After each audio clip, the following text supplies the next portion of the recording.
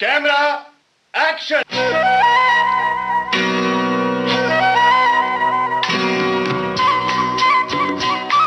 दोस्तों नमस्कार। आज की बॉम्बे टॉकीज में सुनिए फिल्म एडिटर सुभाष सहगल से रेणु चतुर्वेदी की फिल्मी गपशप का दूसरा और अंतिम भाग। कहते हैं कि फिल्म बड़ी कल्पनाशीलता का काम है, बड़ा क्रिएटिव काम होता है।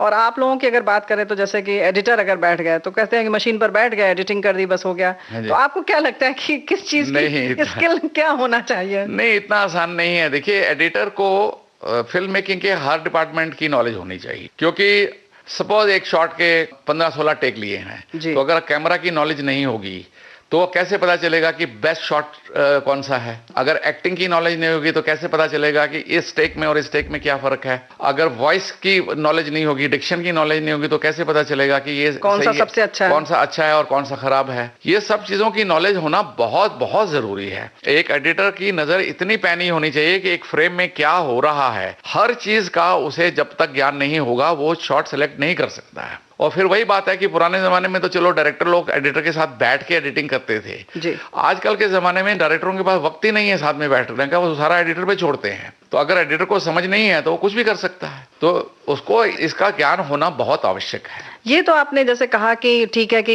जैसे बोल रहे हैं डिक्शन की बात है या मॉड्यूलेशन की बात है या एक्टिंग की बात है, लेकिन जो सेट पर बाकी चीजें जो पीछे होती हैं, प्रॉप्स कह सकते हैं, या जैसे एक कमरा है या रसोई घर है, तो वो सारी चीजें भी आप लोग देखते हैं इतनी पैनी नजर से? वो हम लोग तो देखते हैं, हालांकि हम उसमें कुछ कर नहीं सकते, लेकिन वो हमें देखना पड़ता है। अगर वहाँ कहीं पे कुछ गड़बड़ वगैरह है तो हम पॉइंट आउट करते हैं अपने डायरेक्टर को कि भाई आपको चलता है तो बताइए, नहीं तो इसको रीटेक कीजिए, इसमें ये गड़बड़ है।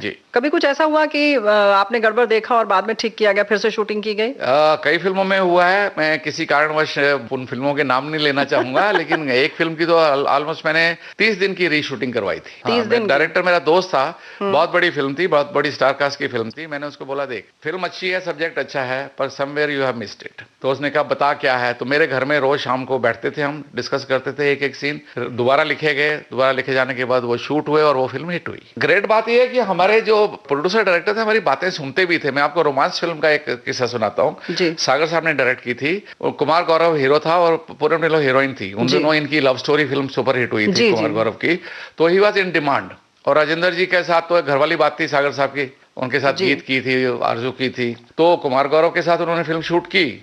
जब पहला ट्रायल हमने देखा तो मैं और विदु विनोद चोपड़ा, बाकी सब लोग बोल रहे थे सागर साहब ने बड़े वक्त के बाद बहुत खूबसूरत फिल्म बनाई, उसका म्यूजिक सुपर हिट म्यूजिक था, इतना बढ़िया म्यूजिक था कि घर घर में बजता था। लेकिन जब फिल्म देखी तो उनके बेटों ने, सबने और बाकी लोगों ने बोला क्या फिल्म बनाई है सागर साहब। तो मैं और विदु हम दोनों चुप बैठे थे। तो सागर साहब ने मुझे बोला जब तक मेरा एडिटर नहीं बोलता कि फिल्म ठीक बनी है तब तक मैं नहीं मानूंगा। सुभाष कैसी लगी? मैं कहा पापा जी आई थिंक वी हैव मिसफायर्ड। तो वो झटका खा गए, कहते क्या कमी है? मैं कहा सागर साहब नहीं, फिल्म बांधती नहीं है, बिगनेस है, म्यूजिक है, सब कुछ है, लेकिन फिल्म बांधती नहीं, आर्टिफिशियल लगती है। चुप हो गए, बोला नहीं कुछ भी, गुस्से नहीं हुए, नाराज नहीं हुए। थोड़ी देर के बाद एडिटिंग रूम में आए, सुभाष यार मैं सेकंड हाफ अगर इसका पूरा रीशूट कर लूं तो कुछ हो सकता है। मैं कहा सागर साहब इस फिल्म को भूल जाओ, आप ये फिल्म सेकंड हाफ तो शूट कर लोगे, फर्स्ट हाफ आप क्या करोगे? तो इसका मतलब तो आप नई फिल्म बनाओगे।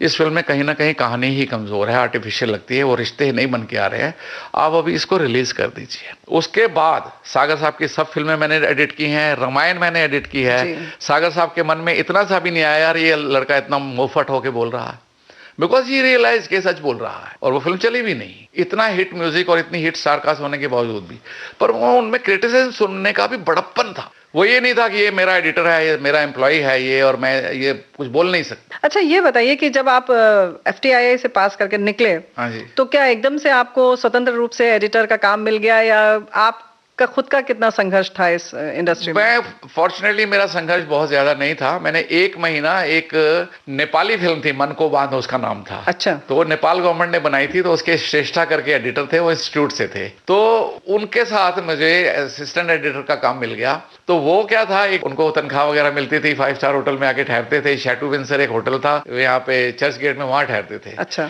तो वो एडिटिंग मेहनत का काम है, उनसे होता नहीं था तो वो सारा कुछ मेरे पे छोड़ के चले जाते थे। में तो मुझे हाथ साफ करने का मौका मिल गया। टाइटल मेरा नहीं आया, पर मुझे में पूरा कॉन्फिडेंस आ गया कि मैं पूरी फिल्म एडिट कर सकता हूँ। मतलब आपको ट्रेनिंग मिल गई? ट्रेनिंग मिल गई, मतलब प्रैक्टिकल ट्रेनिंग हम इंस्टीट्यूट में तो करके आए थे, लेकिन फीचर फिल्म हैंडल करने की पूरी ट्रेनिंग मिल गई। उसके इमीडिएटली बाद मैं सागर कैंप में आ गया और इस तरह से मुझे फिल्में मिलती गई। फिर आई डोंट थिंक कि मैं 10 दिन के लिए भी खाली बैठा हूंगा। 20-22 साल तक मैंने दबा के काम किया, डे नाइट काम किया। लेकिन ये बहुत बड़ी बात है जो आप कह रहे हैं कि अभी भी आपको लगता है कि आज आप पहले दिन काम कर रहे हैं। बिल्कुल लगता है, अभी भी ऐसा ही लगता है। क्यों, ऐसा कैसा है? लोग देखिए, आप एक स्टूडेंट की तरह से जिंदगी बिताओगे ना तो आपको सीखने के लिए मिलेगा, और अगर आप बॉस बन के बैठोगे, सोचोगे मुझे सब कुछ आता है, तो आप अपने आप को बंद कर लोगे। आपको लगेगा कि इसके ज्यादा और मैं क्या सीखूंगा, तो आप अपने आप को बंद कर लोगे। मैं आपको ये बताता हूं कि सडनली 2015 में मैंने गाने लिखने शुरू किए, पोएट्री लिखनी शुरू की। जी हाँ, आप बहुत अच्छे लेखक भी हैं, आपकी पुस्तक भी छप चुकी है। हाँ जी, मैंने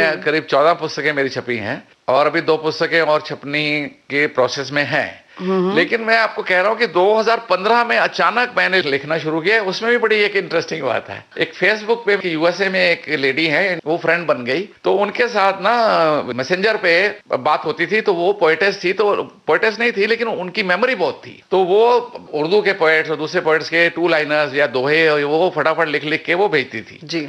और मैं उनको खुद अपने तरफ से बना के 2 लाइनर्स जो है डाल रहा था ओरिजिनल। तो वो करीब 1-1.5 घंटा हमारा, मेरा और उनका वो सम्मेलन चला, कवि सम्मेलन चला। अच्छा। और एंड में आके उन्होंने बोला कि मैं तो हार गई भाई, आप तो खुद बना के लिख रहे हो और मेरा अभी वो खत्म हो गया। But that day I realize कि आई कैन राइट जी। और उसके बाद से जब मैंने लिखना शुरू किया है, तो अभी मेरे को ये 3-4 साल हो गए, मैं डेली एक पोएम लिख के ही सोता हूँ। तो ये है कि क्योंकि खुला रखा अपने आप को, बंद नहीं कर दिया कि मैं एडिटिंग तक ही लिमिट हो जाऊं। डायरेक्शन में भी मैंने गया, सनी के साथ एक फिल्म मैंने की, एक और फिल्म मैंने बनाई।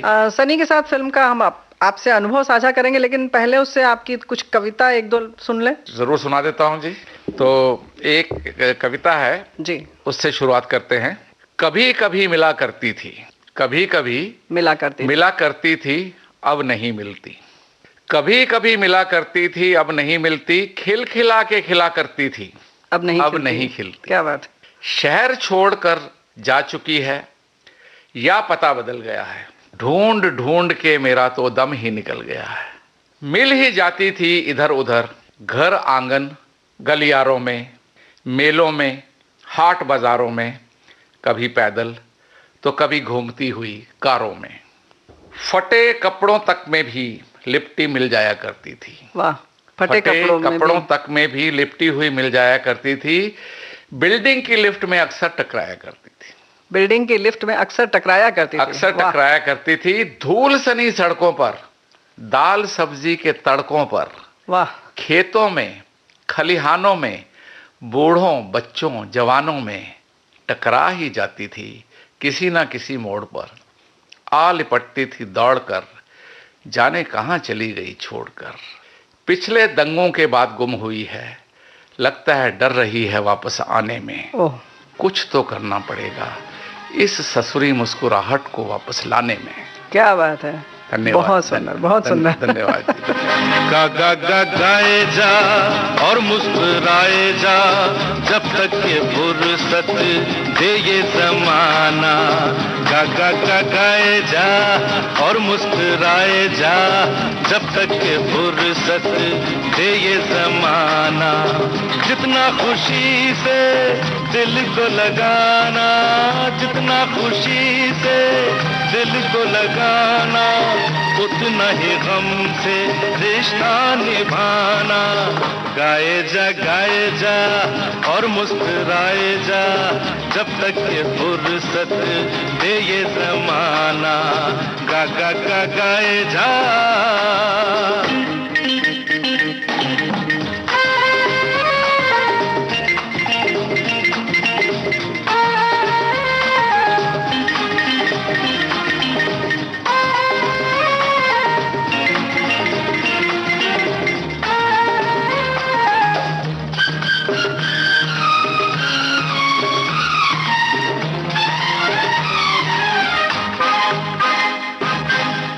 होना है जो कुछ होके रहेगा, वक्त का दरिया प्यारे बहेगा। होना है जो कुछ होके रहेगा, वक्त का दरिया प्यारे बहेगा। इस जिंदगी में किसके लिए क्या लिखा हुआ है किसने ये जाना। गा गा गा गाए जा और मुस्कुराए जा, जब तक के फुर्सत दे ये जमाना। गा गा गा गाए जा।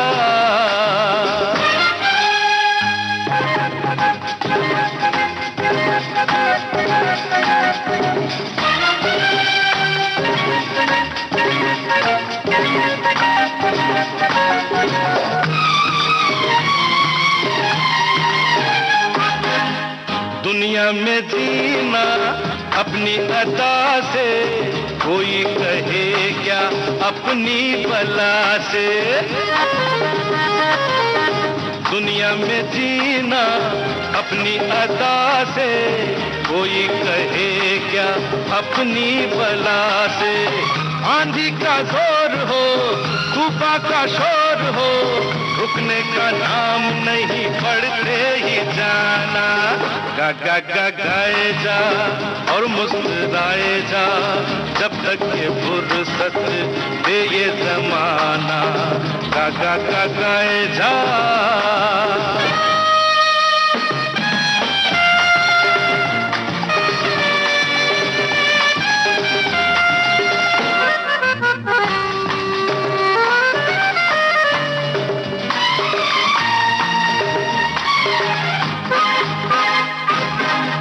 ये वो सफर है जिसमें के दोस्ती कितनी भी रात हो देती है रोशनी। ये वो सफर है जिसमें के दोस्ती कितनी भी रात हो देती है रोशनी। इस रोशनी की एक एक किरण से जितने भी चाहे सूरज बनाना। गाए जा और मुस्कुराए जा, जब तक ये फुर्सत दे ये जमाना। जितना खुशी से दिल को लगाना, जितना खुशी से दिल को लगाना, उतना ही गम से रिश्ता निभाना। गा गा गा गाए जा और मुस्कुराए जा, जब तक ये फुर्सत दे ये जमाना। गा गा गा गाए जा। विषय आपके क्या रहते हैं खास? विषय में नॉर्मली करंट टॉपिक्स पे लिखता हूँ, जो आसपास आप देख पॉलिटिक्स पे लिखता हूँ, रिलीजन पे भी लिखता हूँ काफी कुछ। जो आसपास दिखता है उसी पे रिएक्ट करता हूँ कि वही होता है जो आप देखते हो, वही आपकी सोच में भी आता है। ये जिंदगी पे आपको सुनाता हूँ मैं। स्वागत है। कि जिंदगी एक खिला गुलाब है। जिंदगी एक खिला गुलाब है। जिंदगी एक खिला गुलाब है, जिंदगी आफताब है, जिंदगी एक हंसी का फव्वारा है, जिंदगी रंग बिरंगा गुब्बारा है। वाह। जिंदगी जीनी चाहिए। आप शिकायतें करते रहोगे तो फिर जिंदगी का मजा नहीं आता। आपको पॉजिटिव साइड ऑफ लाइफ देखनी चाहिए। जी। जिंदगी होली है, दिवाली है, जिंदगी मदमाती मतवाली है। वाह। जिंदगी ख्वाब है, हकीकत है, जिंदगी रोशनी है, उजियारा है, जिंदगी एहसासों का पिटारा है, जिंदगी मिलनी ना दोबारा है। वाह। एक ही बार मिलती है, क्यों शिकायतें करनी। जिंदगी मिलनी ना दोबारा है, जिंदगी तीज है, त्योहार है, जिंदगी प्यार है, परिवार है, जिंदगी खुशनुमा संसार है, जिंदगी सांसों का अंबार है। लम्हे लम्हे से सजती जिंदगी, जिंदगी लम्हों का लब्बार है। जिंदगी लम्हों का लब्बार है। वाह, क्या बात है। जिंदगी एक हंसी खिलौना है, जिसमें खुशियों को ही पिरोना है, और गमों का इसमें फेंको, साइड में करो, आगे बढ़ो। जिंदगी एक हंसी खिलौना है, जिसमें खुशियों को ही पिरोना है। जिंदगी साज है, संगीत है, जिंदगी मितवा है, मीत है, जिंदगी भावनाओं का सागर है, जिंदगी उद्गारों से भी भरी गागर है। क्या बात है। जिंदगी भावनाओं का सागर है, जिंदगी उद्गारों से भरी गागर है, जिंदगी बच्चे की किलकारी है, जिंदगी हसरतों की अलमारी है, जिंदगी हसीन है, खूबसूरत है, जिंदगी गुदगुदाती मूरत है, जिंदगी इंद्रधनुष सतरंगा है, जिंदगी इंद्रधनुष सतरंगा है, जिंदगी यमुना है, गंगा है। वाह वाह वाह। जिंदगी खिलखिलाती आशा है, जिंदगी प्यार की परिभाषा है, प्यार के बिना जिंदगी क्या है? क्या बात है। जिंदगी प्यार की परिभाषा है, जिंदगी उम्मीदों का बसेरा है, जिंदगी मिलन तेरा और मेरा है। वाह वाह, क्या बात है। जिंदगी मिलन तेरा और मेरा है, जिंदगी जीने के लिए बनाई है, जियो इसको, गई तो लौट फिर ना आई, गई तो लौट फिर ना आई। जिंदगी हंसने गाने के लिए है पल दो पल, जिंदगी हंसने गाने के लिए है पल दो पल, इसे खोना नहीं खो के रोना नहीं, इसे खोना नहीं खो के रोना नहीं, जिंदगी हंसने गाने के लिए है पल दो पल, जिंदगी हंसने गाने के लिए है पल दो पल।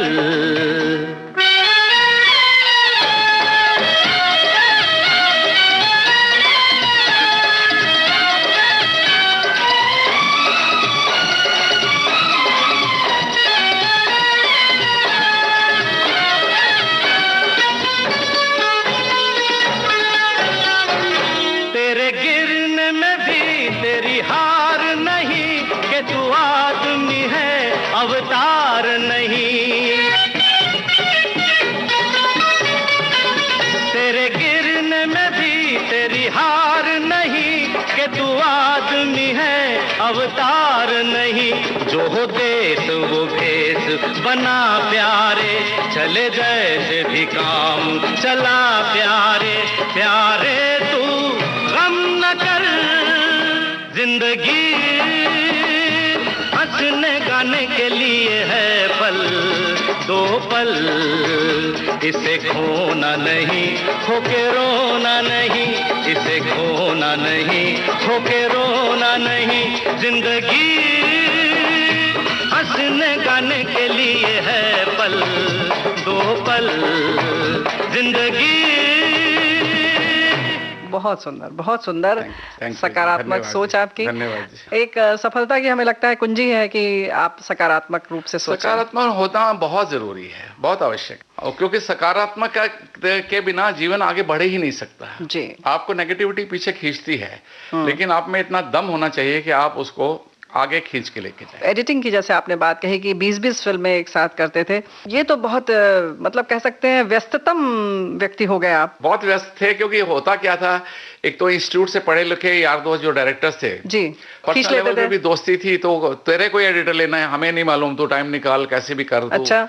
तो वो उनका हक इतना होता था कि उनको मना करना बहुत मुश्किल होता था। अधिकार से कहते थे। हाँ। वो वेट करते थे, नहीं ठीक है तू 10 दिन बाद करेगा ना, कर दे, कोई बात नहीं, अपने हिसाब से कर दे। मेरा भी फिर ये होता था कि जब वो इतनी रिस्पॉन्सिबिलिटी डाल देते तो मैं कई बार रात को 2-2 बजे भी घर में सोए सोए उठ के भी एडिटिंग रूम खुलवा के उनकी एडिटिंग करके आया। अच्छा। हाँ, क्योंकि लगता था यार 10 दिन से इसका काम नहीं किया है तो ये ठीक नहीं है। और ऐसे भी काम किया है कि एडिटिंग में क्या ब्रेन वर्क बहुत होता है, सोचने का काम, तो उसमें चाय बहुत पीते थे हम। 25 कप कम से कम मैं चाय पीता था दिन में। तो एक लड़का पीछे खड़ा रहता था चाय का कप पकड़ के, और बीच बीच में जहां मौका मिला एक चुस्की ले ली और फिर उसको कप पकड़ा दिया। लेकिन वो आई एंजॉयड इट। तो सुभाष जी, जो बंदा आपको चाय पिलाता था उसने आपको देखकर एडिटिंग सीख नहीं ली? सीखने, मैंने हाथ पकड़ के उसको सिखाई। अच्छा। उसका नाम था राजू। मैंने कहा कब तक चाय पिलाएगा यार, तू एडिटिंग सीखना शुरू कर। उसने एडिटिंग सीखी, प्रॉपर्ली एडिटिंग सीखी, और अभी तक मैं सागर साहब को 92 में छोड़ चुका था। उसके बाद मैं डायरेक्शन में गया, राइटिंग में गया, मैंने अपनी कंपनी खोली, सीरियल्स बनाए,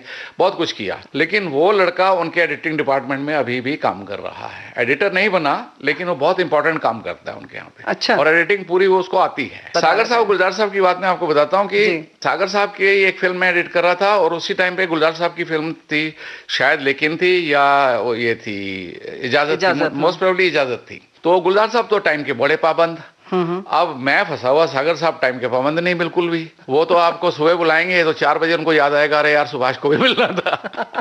और गुलजार साहब पहले पहुंच जाते थे। तो अब मैं फंस गया दोनों के बीच में। सागर साहब अब एडिटिंग कर रहे हैं सीन के लिए, आना था सुबह, आए नहीं, और जब आए तो वक्त कब निकल गया मालूम नहीं। मैं गुलजार साहब के पास जाना है, मुझे टेंशन हो रही है। एक दिन मैंने गुलजार साहब को बोल दिया मैं कहा सर मैं क्या करूं, सागर साहब मेरे से नहीं संभल रहे हैं, रिस्पेक्ट हिम सो मच, मैं बोल नहीं पाता हूं, मैं लेट हो जाता हूं, क्या करूं। तो गुलजार साहब ने एक बहुत खूबसूरत कविता लिख के सागर साहब के लिए भेजी। अच्छा। बोला ये कविता उनको दे देना। अच्छा। मैंने वो कविता लिफाफे में बंद करके जाके सागर साहब को पकड़ाई, मैं कहा गुलजार साहब ने आपके लिए भेजी है। अच्छा।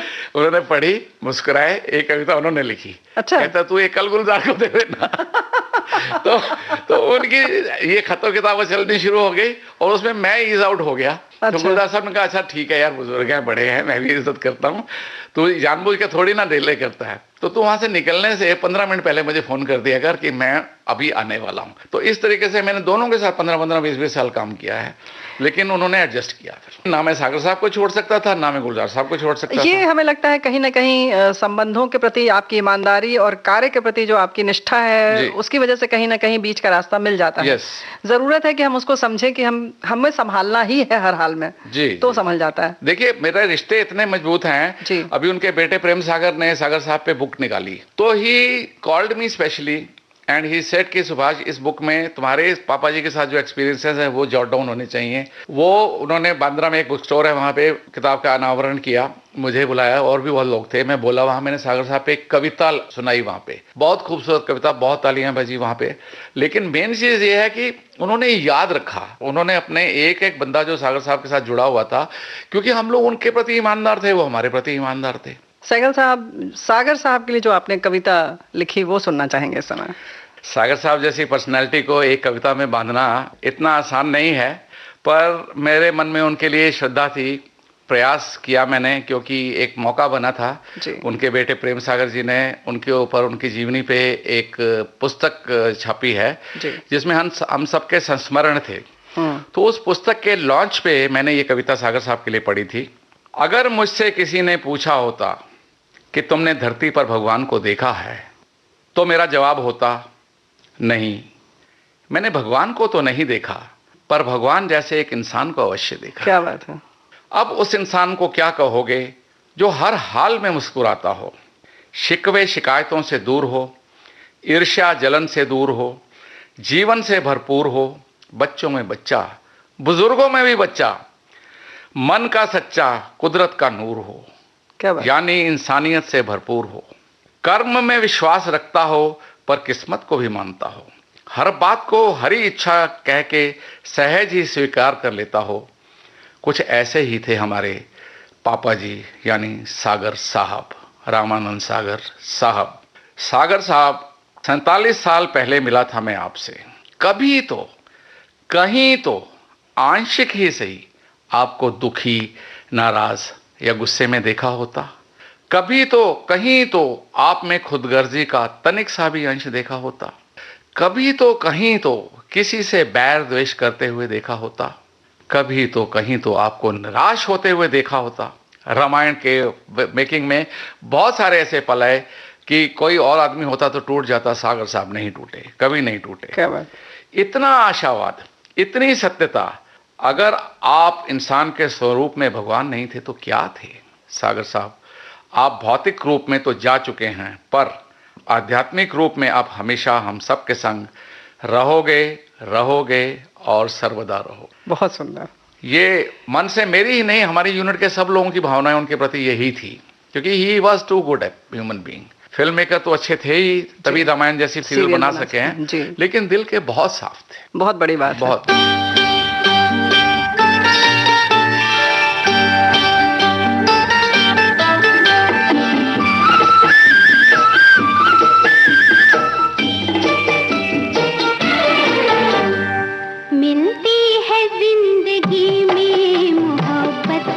कभी कभी मिलती है जिंदगी में मोहब्बत, कभी कभी मिलती है जिंदगी में मोहब्बत, कभी कभी होती है दिलबरों की इनायत, कभी कभी होती है दिलबरों की इनायत, कभी कभी।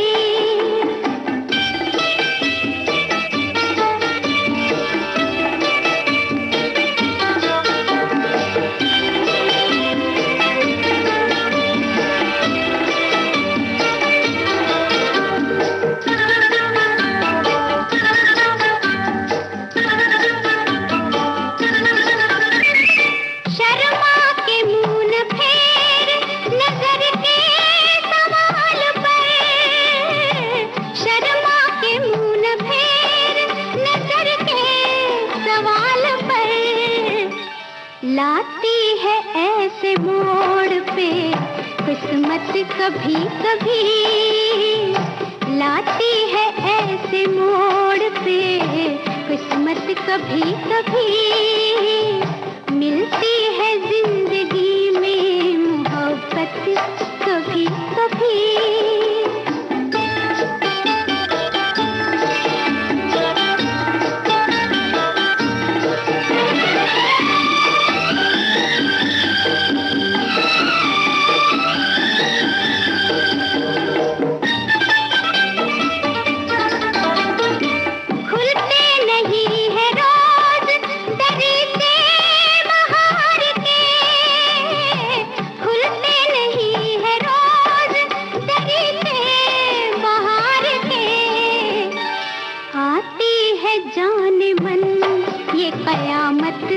कभी कभी आती है जाने मन ये कयामत, कभी कभी मिलती है जिंदगी में मोहब्बत कभी कभी।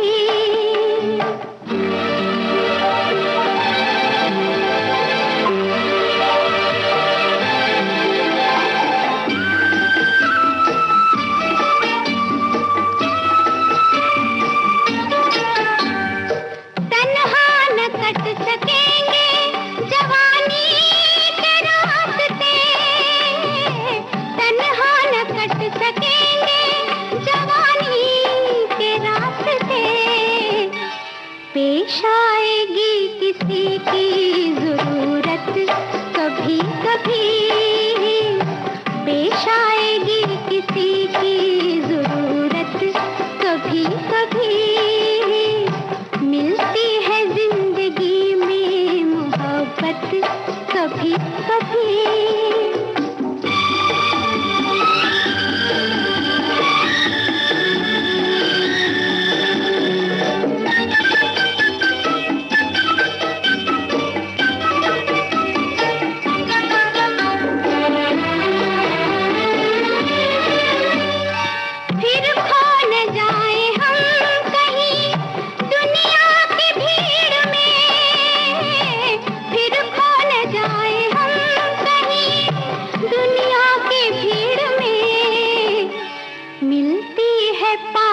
आने की मोहलत कभी कभी, मिलती है पास आने की मोहलत कभी कभी, होती है दिलबरों की नायत कभी कभी, मिलती है जिंदगी में मोहब्बत कभी कभी, मिलती है जिंदगी कभी कभी। चलिए हम बात करते हैं कि आपने फिल्म बनाई, फिर उसके बाद आपने निर्देशन किया, तो प्यार कोई खेल नहीं, इस फिल्म के बारे में आप क्या कहना चाहेंगे? प्यार कोई खेल नहीं, मैंने 96 के आसपास उसकी स्क्रिप्ट लिखी थी। वैसे फिल्म बनाना भी कोई खेल नहीं है। नहीं, बिल्कुल खेल नहीं है। ये बहुत ये बना के समझ में आ गया। अच्छा, फिर तो स्क्रिप्ट लिखी, तो अब मैं तड़प रहा था कि कोई प्रोड्यूसर ढूंढूं। 2-4 लोग आए, कमजोर थे। करते करते मैंने पॉलीग्राम में मिस्टर रिजवी थे, उनको फोन किया, उन्होंने बोला आ जा, उनको सुनाई कहानी, तो उनकी रिएक्शन नहीं आई। तो मैंने कहा तो मामला गड़बड़ हो गया है। तो लिफ्ट में नीचे उतरते उतरते बोलते हम ये फिल्म बना रहे हैं। अच्छा, मैं बड़ा खुश हो गया। हमने सनी देओल के बारे में सोचा कि उसको साइन करें। मेरे प्रोड्यूसर ने पूछा तो मैंने कहा यार हीरो के रूप में एज ए हीरो, तो कहने लगे, मैंने कहा यार उसका तो सुना है बहुत नखरे वाला आदमी है और बहुत तंग करता है और परेशान करता है डायरेक्टर को। बोले सूट करता है कैरेक्टर में? कहा सूट तो करता है। बोले आप बात करो उससे। मैं उसको मिलने के लिए गया फिल्म सिटी में, वो शूटिंग कर रहा था किसी फिल्म की। मिला बड़े प्यार से और बोलता है मैं आपको 2-4 दिन में बताता हूँ। तो 2-4 दिन बीत गए, हफ्ता बीत गया। मैं परेशान कि मैं इसको कहानी सुनाऊंगा और बात आगे बढ़े। तो मैं सेट पे दोबारा पहुंच गया।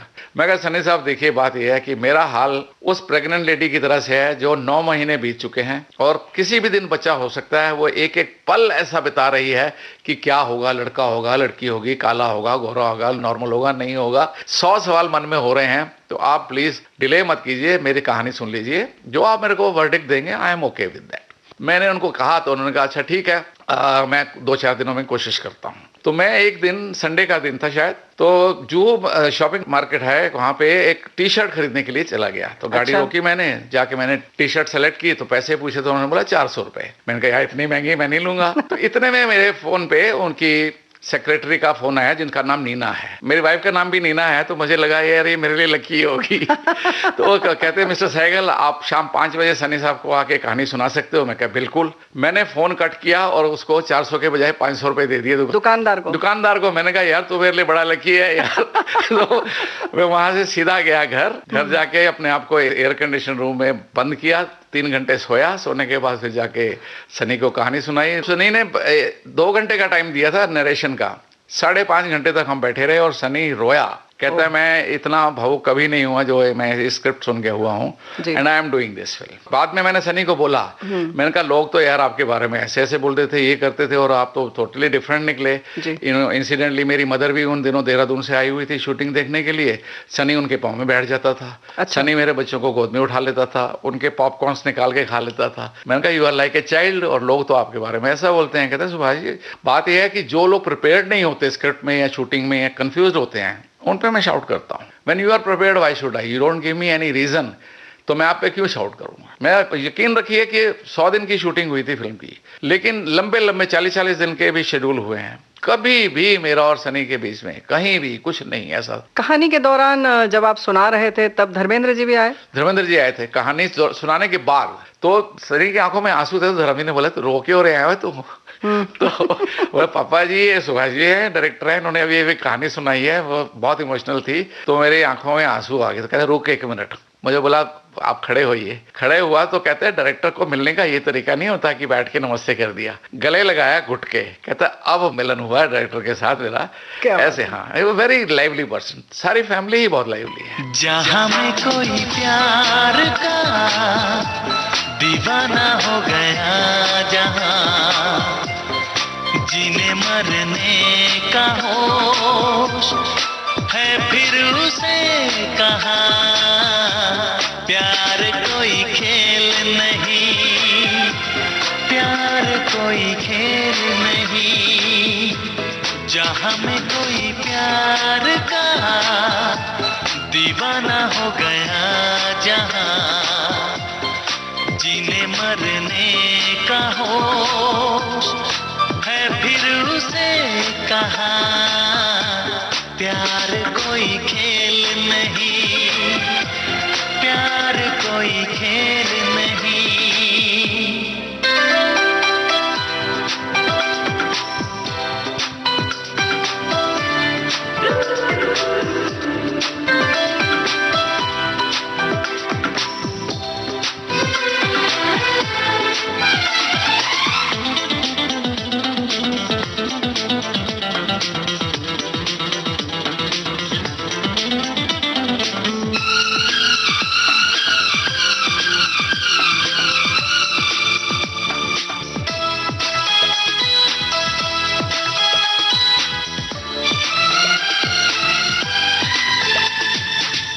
आशिकी वो रोग है कि लगे जो एक बार दिल से फिर ये जाए ना, करे ये जतन हजार।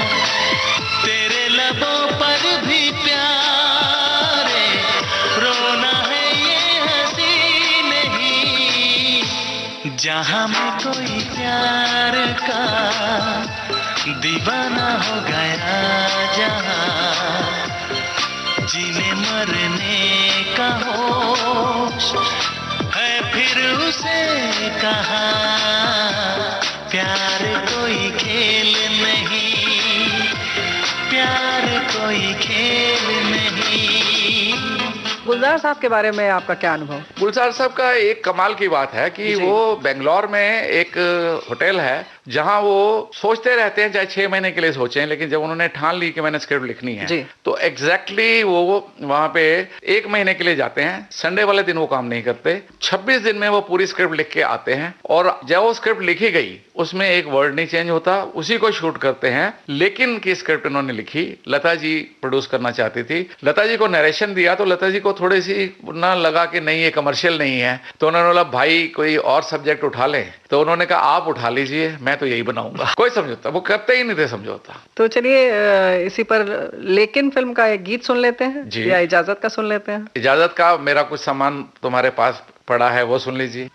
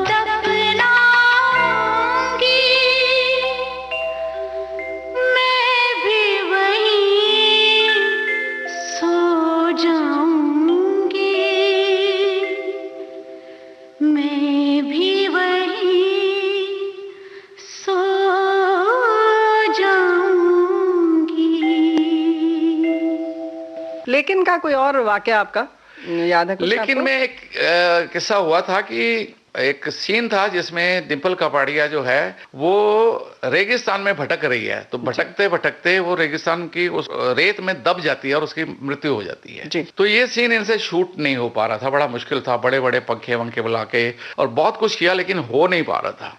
तो finally they gave it up कि यार ये होगा नहीं, देखते हैं अभी दोबारा आएंगे क्या करेंगे। तो हम जब एडिटिंग में लाके आए तो मटेरियल तो थोड़ा कमजोर था, तो मैं गुलजार साहब को बोला, गुलजार साहब ये तो लग नहीं रहा है स्टॉर्म का। ये बोले यार तेरे को पता नहीं है, तू यहाँ बैठा है एडिटिंग रूम में, एयर कंडीशन रूम में बोल रहा है वहां पे कितनी धूल और ये वो। मैं कहा सर वो तो ठीक है, पर ये तो आप तो इतने परफेक्शनिस्ट हो, आपको ये चलेगा क्या?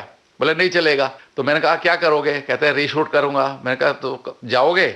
कहते हैं हाँ जाऊंगा। मैं कहा आपको कॉफी पीने का दिल है? बोलता क्यों, ऐसा क्यों बोला? मैं कहा आप बाहर बैठ के कॉफी पीजिए, मुझे 1 घंटा दीजिए। अच्छा। मैंने रचमेंट दोबारा देखा, उसमें एक्सीडेंटली उन्होंने ऐसे कैंडिड शॉट लिए हुए थे स्टॉर्म के, तूफान के, विदाउट एनी कैरेक्टर। मैंने वो 8-10 शॉट्स निकाले और उनको पैरेलल सिंक्रोमीटर एक होता था जिसमें सिंक करते थे, ट्रैक्स बनाए। पहले डिम्पल कपाड़िया के ऊपर से धूल जा रही है हल्की हल्की, हाँ। उसके बाद मैंने ट्रैक ले कर दिया उसका स्टॉर्म का, फिर और ज्यादा स्टॉर्म का, ऐसे 3-4 करके उनको सिंक्रोमीटर में परफोरेशंस होती हैं फिल्म में, तो परफोरेशन को मैंने फिल्म को थ्रेडिंग बोलते हैं उसको, थ्रेड करके सिंक्रोमीटर पे लगा के एक बार देखा मैंने कहा ये तो काम बन गया। उसके बाद मैंने गुलजार साहब को बोला, गुलजार साहब मेरे को कॉफी पीने देंगे? बोलते क्यों? मैंने कहा मैं कॉफी पीने के बाद आपको कुछ दिखाना चाहता हूँ। अच्छा। तो हम लोग फिर अंदर गए एडिटिंग रूम में और मैंने उनको वो दिखाया, तो कहते हैं मुझे तो शूटिंग की जरूरत ही नहीं है, यही तो मुझे चाहिए था। क्या बात है।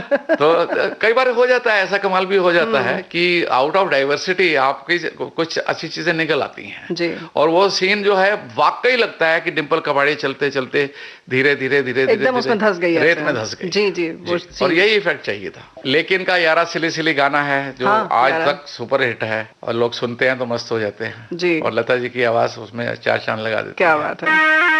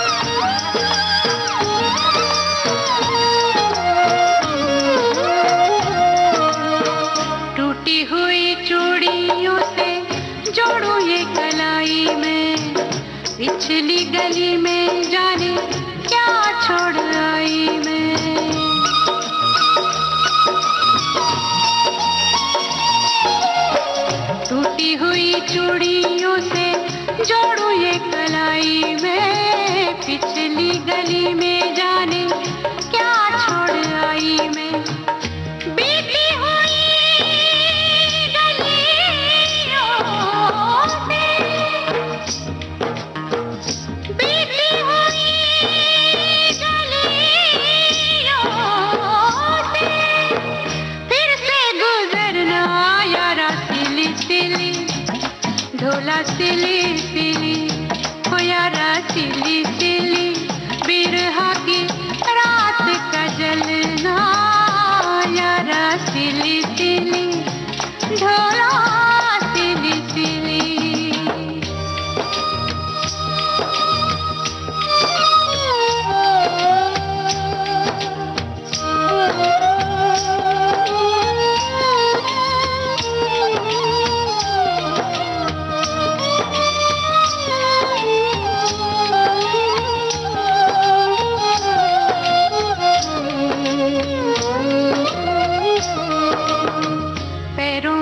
साया कोई सर पे न साई रे, मेरे साथ जाए ना मेरी परछाई रे।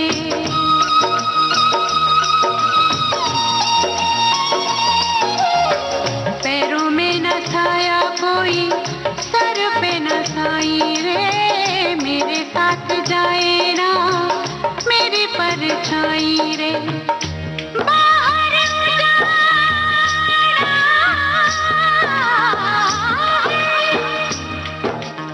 बाहर उजाला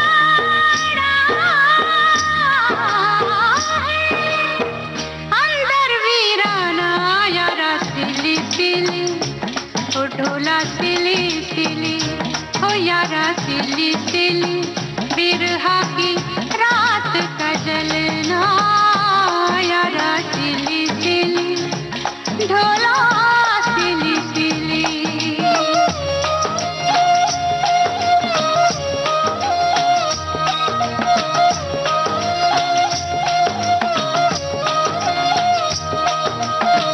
यारा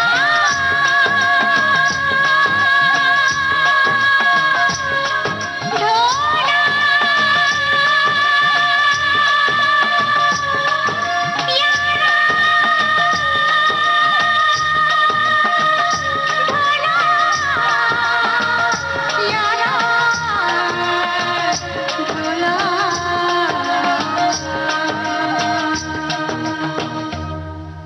स्मिता पाटिल की कोई बातें और बताना चाहेंगे? स्मिता पाटिल की दुखद एक बात है उनकी, वो हमारे पास एडिटिंग रूम में बैठी हुई थी, वारिस की एडिटिंग चल रही थी, बोनी कपूर का एडिटिंग रूम था, तो वो बैठी हुई थी, हम कुछ उसको सीन दिखा रहे थे, तो सीन देखते देखते वो घर चली गई और थोड़ी देर में हमें मैसेज आया कि उसकी तबीयत खराब हो गई है और उसे हॉस्पिटल में एडमिट किया गया है। तो हम सब लोग काम छोड़ के भागे, वहाँ गए तो राजबब्बर जी नीचे आए, मायूस लग रहे थे और कह रहे थे कि कोई उम्मीद नजर नहीं आती, तो कह के वो चले गए। हम लोग वहाँ वेट करते रहे सारे लोग, फिर हम लोग सब लोग एक रेस्टोरेंट में जाके बैठे। मैंने कहा जिंदगी का क्या भरोसा है यार, अभी हमारे पास एडिटिंग रूम में बैठी थी अच्छी भली, और अभी ये लग रहा है कि वो बचेगी ही नहीं। और हमें बैठे बैठे हमने खाना खत्म ही किया था और हमें न्यूज मिली that she is not there. It was a very sad day for us. एक बहुत उम्दा कलाकार, बहुत उम्दा कलाकार। लेकिन उसके साथ एक अच्छी बात भी जुड़ी है कि रेखा ने बाद में खुद फोन करके बोला कि इस फिल्म की डबिंग मैं करूंगी। रेखा ने पूरी फिल्म डब की, 10-12 दिन लगाए और एक नया पैसा चार्ज नहीं किया। अच्छा। जो फिल्म रिलीज हुई है वो रेखा जी की आवाज में है। जिंदगी के प्रति आपका जो नजरिया है सुभाष जी, ऐसा देख के लगता है कि आपका बचपन बहुत उम्दा रहा होगा। जी, बहुत खुशनुमा। बहुत खुशनुमा रहा है। और मजे की बात यह है, देखिए मेरे पेरेंट्स दोनों पाकिस्तान से माइग्रेट होके आए थे जी। और मेरे नाना जी की कुल्फी की फैक्ट्री थी उन दिनों, ये आइसक्रीम नहीं कुल्फी होती जी, थी। जी, कुल्फी बनती थी। तो 1000 रेडियां उनकी निकलती थी। अच्छा। कुल्फी की एक टाइम पे इतनी बड़ी फैक्ट्री थी। और मेरे दादाजी को चौधरी कहा जाता था, लेकिन सब कुछ लुटपट के वहां से वो आए, दोबारा हमारी फैमिली बसी, रिफ्यूजीज कहलाए जाते थे तब वो लोग। हम तो पैदाइश यहीं की थी। लेकिन मैं आज जब पीछे मुड़ के देखता हूं तो मुझे लगता है कि कितने पॉजिटिव थे मेरे पिताजी। ये मुझे उनसे ही मिला है कि कभी भी मेरे पिताजी ने, मेरी माताजी ने या मेरी दादी ने या नाना नानी ने या किसी ने नेगेटिव बात पार्टीशन की कभी हमारे कानों तक नहीं आने दी। उन्होंने हमारे मन में कहीं भी किसी तरीके की खटास नहीं आने दी, कभी कुछ नहीं बताया, एक बार भी नहीं बताया। बल्कि हमारे ये होता था, जब हमने होश संभाला तो हमारी दादी डेली हमको एक कैरेक्टर बिल्डिंग की कहानी सुनाया करती। अच्छा, प्रतिदिन कहानी? प्रतिदिन एक कहानी। और उस कहानी में कोई ना कोई जो है आदर्श या शिक्षा छुपी होती थी। तो हम शाम को दादी के पास उनके बरामदे में उनकी चारपाई पे उनके साथ लेट जाते थे और हमारी डिमांड होती थी। और वो साइलेंटली, सबकॉन्शियसली ये चीजें आपका कैरेक्टर बिल्डिंग करती हैं। और आप आज, हम अपनी दादी को आज भी याद करते हैं, उनकी डेथ को ही 50-60 साल हो चुके होंगे, लेकिन क्योंकि वो इतने तवज्जो देती थी अपने बच्चों पे और उनकी कैरेक्टर बिल्डिंग पे, हम उन्हें भुला नहीं सकते। मैं आपको बताता हूँ, मेरी दादी के 5-6 भाई थे और 7-8 और रिश्तेदार भी थे। मेरी father was the only son. उनके 5-6 भाई पहले गुजर चुके थे, बचता ही नहीं था कोई बच्चा। जब मेरे फादर बड़े हुए हैं तो उनको ये इंस्ट्रक्शन थी कि हमारे घर में अनाज आने से पहले 1 बोरी चावल, 1 बोरी आटा और 5 या 10 किलो दाल, ये सारे रिश्तेदारों के घरों में पहले तुम डलवा के आएगा तो अपने घर में ये राशन आएगा, नहीं तो नहीं आएगा। अच्छा, आपके पिताजी को ये हिदायत? हमारे पिताजी को ये हिदायत थी। तो वो एक ट्रक में ये भरवाते थे, सबके घरों में 1-1 बोरी छुड़वाते थे और लास्ट बोरी हमारे घर में उतरती थी। मतलब इस तरीके का जीवन वो लोग जीते थे, भाईचारा ऐसा था उस वक्त में। लेकिन आपको क्या लगता है, उसूल बदल गए लोगों के या नजरिया कुछ बदला? नजरिया बदला है, नजरिया बदला है, सेल्फ सेंटर्ड हो गए, न्यूक्लियर सेल्फ सेंटर्ड होते जा रहे हैं, जो बहुत अच्छी बात नहीं है। मेल जोल मिलाप, ये सब चीजें बहुत पॉजिटिव हैं। इसके लिए अब आज के सिनेरियो में क्या किया जा सकता है, क्या लगता है आपको? देखिए, वैसे तो सोशल मीडिया पे जो है ऐसे वर्चुअल मीटिंग्स तो लोग करते रहते हैं, बट वो वहीं तक है, सारी जिंदगी मिले नहीं, कुछ नहीं है, बस अपनी तारीफें मारते रहेंगे, उनकी तारीफें करते रहेंगे, लेकिन जब मिलेंगे तो सतही तौर पे संपर्क बहुत जरूरी है, बहुत आवश्यक है। जब संपर्क नहीं रहेगा तो आप में एक दूसरे का सुख दुख साझा करने का आपको मौका नहीं मिलेगा, समझने का मौका नहीं मिलेगा, वो बहुत जरूरी है। मेरी एक कविता है कि अजनबी दूसरे शहरों में बसा नहीं करते, एक छत के नीचे भी अजनबी हो जाते हैं लोग। क्या बात है, वो कविता है उसमें कि आप मतलब हो जाते हो अजनबी, दीवारें यूं ही बदनाम है, दीवारें यूं ही बदनाम है। चलिए, हम उम्मीद करते हैं कि जो आपकी जो बातें हैं, जितने ऊर्जावान आप हैं और जिस तरह से आपने अपने कामों को चुनौती के रूप में लिया और इतनी सकारात्मक सोच है, बहुत अच्छा लगा सुभाष जी आपसे बात करके। धन्यवाद जी। और हमें उम्मीद है कि हमारे श्रोताओं को भी जिंदगी के बारे में भी बहुत कुछ सीखने को भी मिलेगा, और बाकी जो गपशप जो थी हमारी, जो बॉलीवुड से जुड़ी हुई बातें, वो तो अच्छी लगेंगी, लेकिन जो जिंदगी जीने का जो आपका नजरिया है वो बहुत अनोखा है। मैं तो अपने आप को खुशनसीब मानूंगा अगर कोई एक व्यक्ति भी जो जीवन में यदि दुखी रहता है जी, वो ये सुन के ठान ले कि मैं आगे से दुखी नहीं होऊंगा, तो मैं सोचूंगा कि हमारी ये वार्तालाप जो है सार्थक हो गई। क्या बात है, बिल्कुल बहुत अच्छी बात है। और हमें उम्मीद है कि इस कार्यक्रम को सुनकर हमारे श्रोता इस बात को जरूर साझा करेंगे, बताएंगे कि किसमें क्या परिवर्तन हुआ या क्या उसके बारे में उन्होंने सोचा, क्योंकि परिवर्तन करना एक लंबा काम है। परिवर्तन पॉजिटिव होना चाहिए, हाँ, कम से कम, लेकिन सोच तो सकते हैं। सोच बिल्कुल, सोच सही होगी तो फिर सब कुछ सही होता है, अगर सोच ही गलत होगी तो फिर सही कहां से होगा। चलिए, एक अच्छी सोच के साथ हमें उम्मीद है कि श्रोता इस कार्यक्रम को सुन रहे होंगे। तो अब बातें तो बहुत सारी करने की इच्छा है, लेकिन सुभाष जी, इस कार्यक्रम को यहीं विराम देते हैं। धन्यवाद जी, बहुत बहुत धन्यवाद।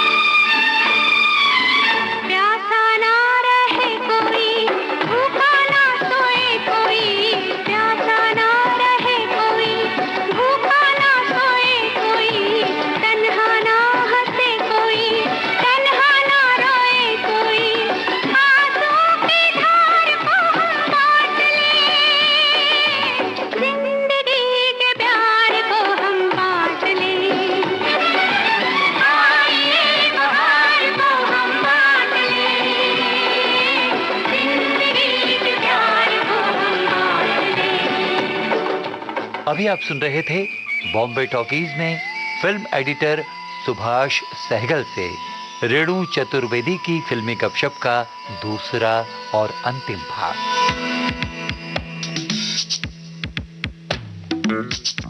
तकनीकी सहयोग दिया विनायक तड़वरकर ने, प्रस्तुति सहयोग आकांक्षा सिंह